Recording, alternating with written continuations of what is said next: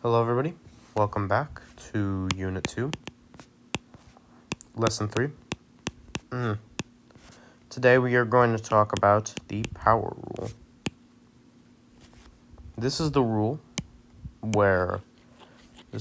polynomials.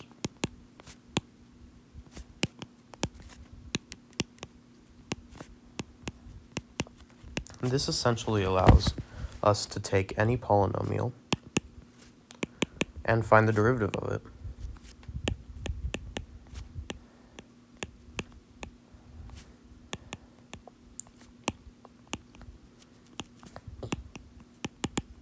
Right? Remember in the last lesson, we talked about the limit as h approaches 0 of f of x plus h minus f of x over h being the definition of the derivative.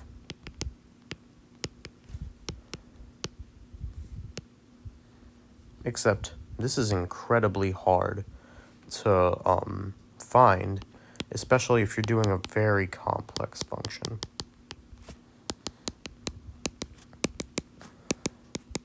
It's going to take forever to put that in to f of x plus h and expand that all out, right? Enter the power rule.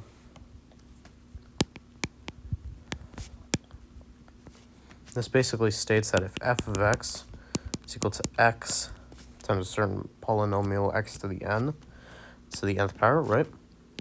F prime of x will be equal to nx to the n minus 1. And if f of x is equal to a constant c, f prime of x will be equal to 0. Let me give you an example. Let's take the function f of x is equal to 2x. This is a good first function to start out with. So we take the derivative of this. By the power rule, we know that we need to multiply this by 1, right? So we 2 times 1, that's x to the 0. And we know that x to the 0 will always just be 1, so that we can just leave that out. And that'll just be equal to 2. Meaning, if ever you find a function, f of x is equal to a cx, c being any constant,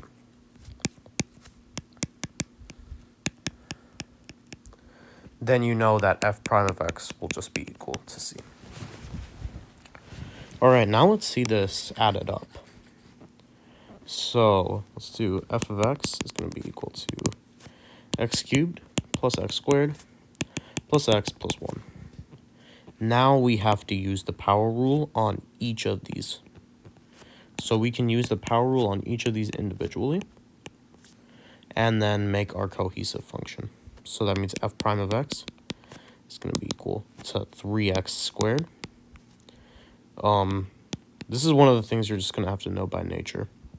So we bring the 3 down, and then we do 3 minus 1 to here, leading to 3x squared, and then plus 2x plus 1. And remember, any constant will always be 0. So if f of x is equal to any constant c, it'll always be 0. All right. So that's the derivative of that. Yeah, I mean, that's the power rule. Very simple, honestly. I'll do 2 more practice problems with you, and then you can do a few alone. So let's do f of x is going to be equal to 2 over x plus 3 over x squared. You might ask, what are we supposed to do about this? Well, we know that 2 over x is just going to be 2 to the x minus 1 plus 3 to the x minus 2. Now, this is one of the most common mistakes that you're going to see.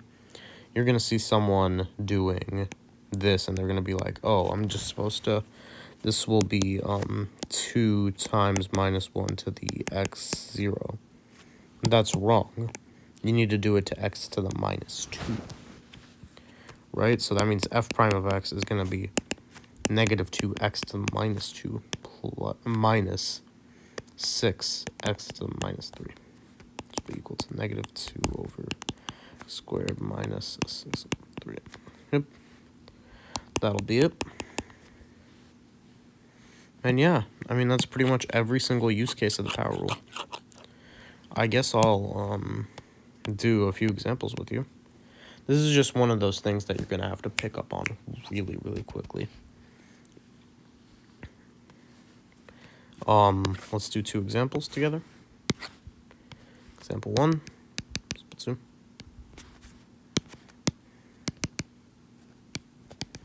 Let's say we have a function f of x, and let's say we have a function g of x. Let's say these are both going to be equal to 2 over x plus x cubed. So it's going to be equal to x plus pi squared over 3e squared times the cosine of 1. All right. So I want you to look at both of these and try to figure out how to do them yourself. And I'll give you 5 seconds. 5, 4, 3, 2, 1. All right. So what you're gonna do for the first one, f of x is gonna be equal to 2 to the x minus 1 plus 3 plus x cubed, obviously, right? And then we use our principles, right? So 2 to the x minus 1 plus 3 plus x cubed, not bad. You bring down that 3, then you do minus 1. So that means f prime of x, and you do the same thing for this. That'll be equal to minus 2x squared plus 3x squared. All right, and then for g of x, this is even more simple. I'll give you 3 seconds. 3, 2, 1. Just pause your screen if you're not ready yet. G of x is going to be equal to x plus pi squared over 3e squared times cosine of 1. And I want you to remember back to our fundamental principle that any single constant, every single constant, will always turn into 0. So the g prime of x will just be 1 plus 0, which will just be 1. Because this is x to the 1, you bring the 1 down, and then this becomes x to the 0, so this is just 1 times x to the 0, which is just 1 times 1, which is just 1. You can just bring that down. All right, I'll give you 4 homework problems this time, and I'll give you the answers next lesson. Homework. Again, this is a pretty short lesson. This is one of the most fundamental things you're going to have to learn. This is literally probably the most important thing you might have to learn in AB. So really just ingrain it into your mind, everything that I've taught you today. We'll do f of x, g of x, h of x, L of x, and then, of course, I want you to find the derivative. So f of x is going to be equal, and then these will all be equal to unique things. So this will be equal to x cubed plus 2 over x. This will be equal to 2 over x squared times pi squared over e squared x. That'll not be times, that'll be plus. Let's do plus. Plus pi squared over e squared x. And that'll be equal, and then let's do let's do e squared. Let's do e squared times pi squared time over x squared. And then let's do let's just do for Lx, let's just do x cubed plus 3x. All right, have a good day.